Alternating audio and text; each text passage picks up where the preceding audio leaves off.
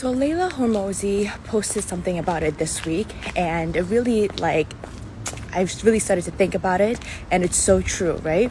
So she posted about how there's seasons in her life with her fitness that there's sometimes she works out 5 days a week, sometimes she heavy lifts, sometimes it's only 3 days a week, and sometimes it's just walking, right? That's how she stays active and fit, and that no matter what, health is still important, and she puts it as a priority. But sometimes, depending on the business and her life, that her schedule and working out and keeping fit changes, right? And that's okay as long as it's consistent, right?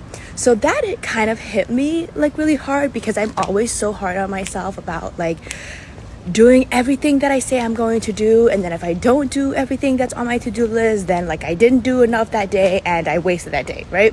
But I also work a full-time job, full-time business, there's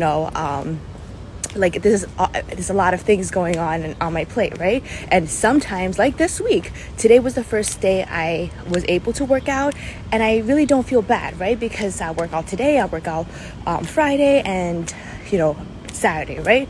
So, but it's just such really nice to see other people in the same situation as you.